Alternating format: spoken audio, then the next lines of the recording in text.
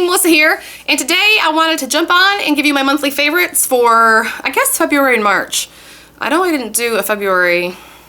No, I didn't do. I think I've done like one video this year. I know, bad YouTuber. But I wanted to give you a little update, show you my favorites. It's a small little bit of favorites because I've been a little lazy and I haven't really wanted to use a million products, and that's because I am still very pregnant. 35 weeks pregnant, just to give you a quick update.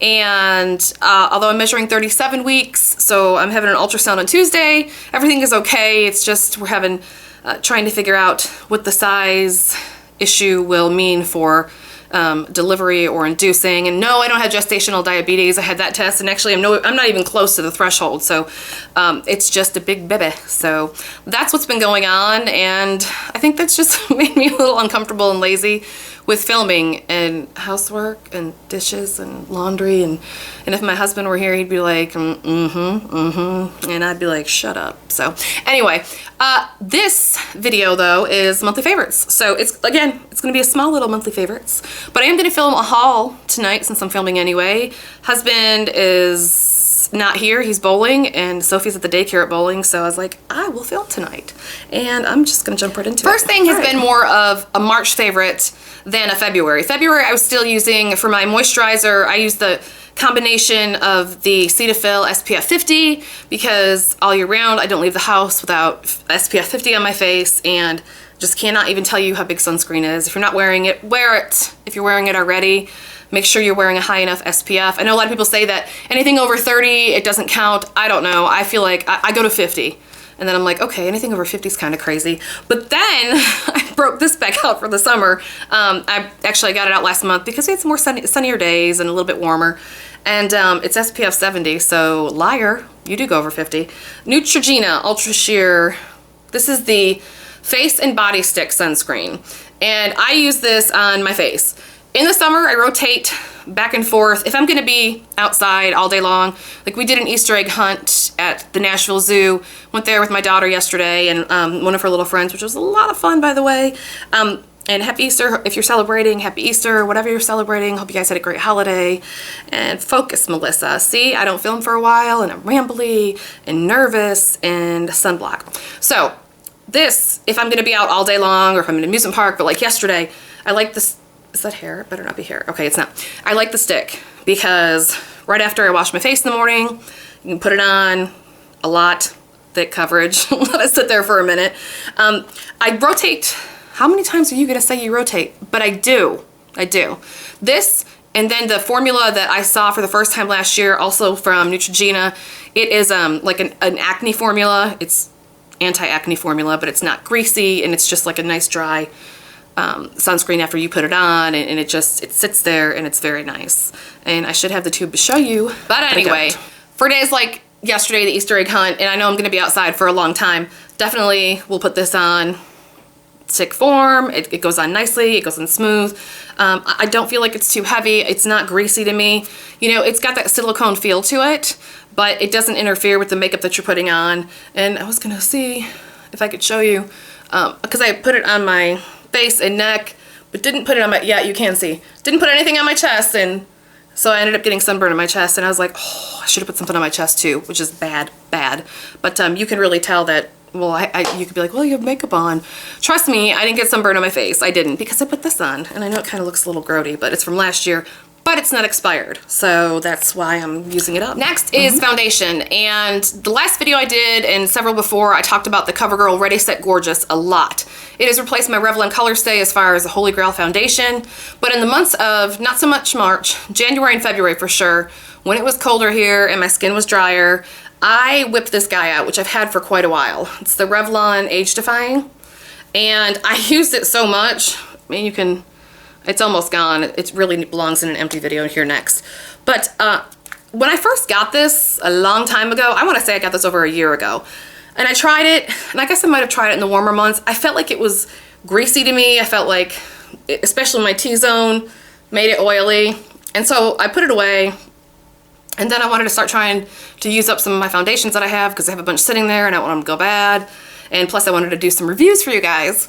So I got this guy out, and I pretty much used it for the entire month of January and February. If you have really, it says age defying, so it's for older folks. I'm 38. I really don't think that you need to be older to use it. But I do think it's definitely for drier skin. You could use it if you have normal skin. I wouldn't say for oily skin. I don't think this would work well for oily skin. But if you have normal to dry skin and you are looking for something that doesn't soak in and show all your lines and doesn't make you too greasy, try this. Because during the colder months, it didn't make me oily at all. And I liked the way it sat on top of my skin. It had that perfect blend of, you want it to soak into your skin enough so that it doesn't just look like an oil slick or cake face, but you also want it to sit on top enough so that you're not seeing every single line and crease in your face. And this was that for me for January and February for sure. So good, eyebrows. Good foundation. Let's talk about eyebrows for a minute, and I hate talking about it because I have gotten a lot of flack on YouTube for my eyebrows, and I think that they're better than they used to be. I'm sure somebody will chime in and be like, not so much, and that's fine, I'll just delete your comment. I'm just kidding, I can handle it. But I went a while ago, and this is probably the other reason I haven't made videos, because I was traumatized. Walmart here, I live in the Nashville area, and so the Walmarts here have put in these threading studios. And so for $8, you can go get your eyebrows threaded. And I had not, if I don't pluck my eyebrows every day, and I mean like every day, then within 3 days, I am looking like a Wookiee, okay? I'm Italian, there's a lot of hair. I mean, my whole face, it's not good. So I had gone basically about a week and a half without plucking, and some of you are like, no. And maybe I just need to do a video one day and be like, this is what it looks like when I pluck every day. This is what it looks like when I don't. So in my stupid mind, I guess, I assumed that when I went in there and I was like, yeah, I just want them cleaned up, you know, I just haven't had a chance to pluck. I thought that they would stick with the original line of my eyebrows, and I thought they would just kind of clean up the random guys that were there, and there were a ton of them.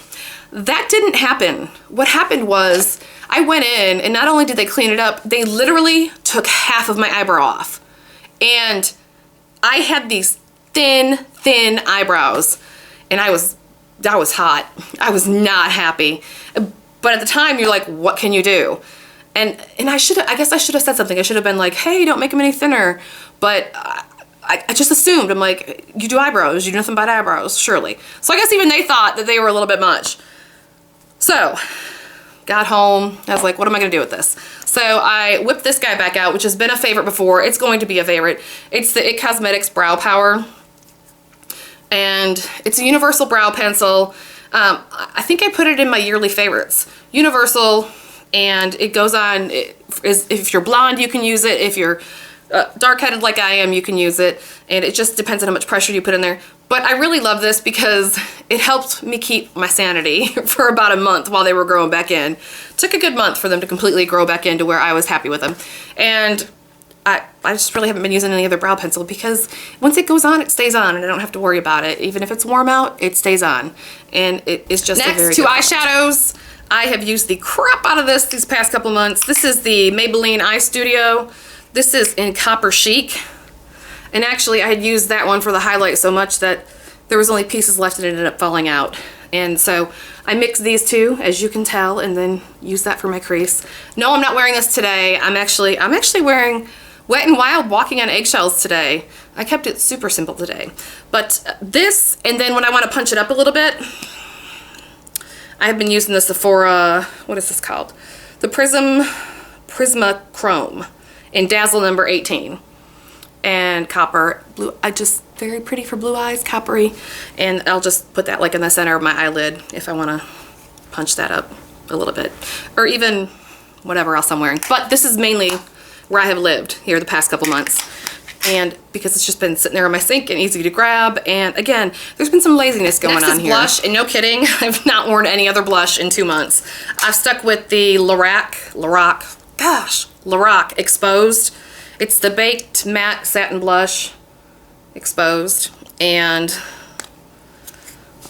you can see it's flattened out. It used to be mounded over when it was new, but super pretty.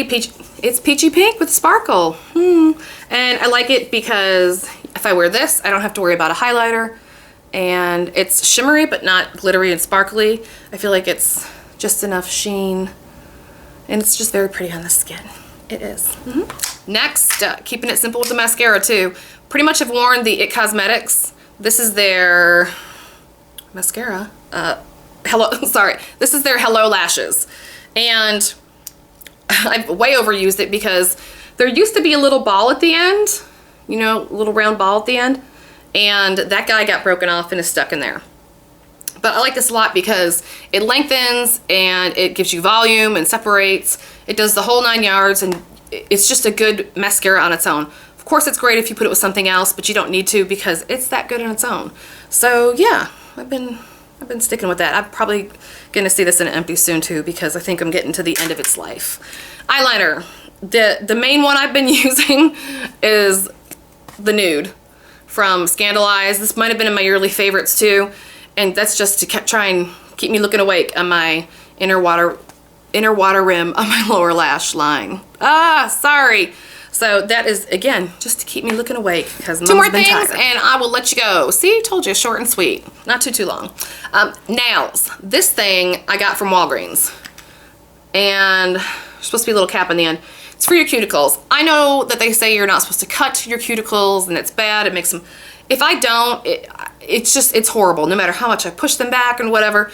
But I either have to cut them with the little nippers that they use at the nail salon or use this thing.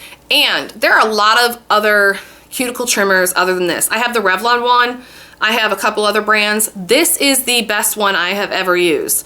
And it's a Walgreens brand. If you go there in the little nail section, it's by the Sally Hansen stuff. It's pink and white. You can't miss it. It was less than $3, but this is the one that it doesn't tear up my cuticles. Of course, I didn't even. They could be better. They could be worse. But it doesn't tear up your cuticles. It doesn't dull right away like a lot of the other ones do. And again, it's just the overall best one I've ever used. And last but not least is something that is really important and I don't think talked about enough on YouTube. Nose hair. I think it's really important to trim your nose hair. And if you have one of these things, it is life-saving. This one has a light on it too, so you could like put it up there and like see what you're doing. Oh, it's so tacky, I know. It's not, it's important. And I wish somebody would have told me in my late teens or my early 20s that you need to trim your nose hair, because it didn't click with me until I had a photograph taken of me that I saw it. It was like an up close photograph, and from that angle that's down, and I saw it and I was like, whoa, it was just really out of control and unflattering. So if you're not trimming your nose hair, please start trimming your nose hair, even if you use like cuticle scissors. But if you do, or if you're using like a guy's nose hair trimmer or whatever, I like this thing better because my husband has a nose hair trimmer, like one of the round ones that you kind of stick up there, and I don't like it. It's not good. And this, you can move it around, and you can like stick your, move your nose to the side and get there. I think it's really important. It's a public service announcement. Trim your nose hair, all right? Just, you'll thank me, or somebody will. Whoever's up close and personal in your face looking will thank me. They might. Anyway, all right, guys, that's it. Thanks so much for watching. I appreciate you taking the time. I would love it if you would subscribe. If not, check back into the next one, and we'll see you next time. All right, bye.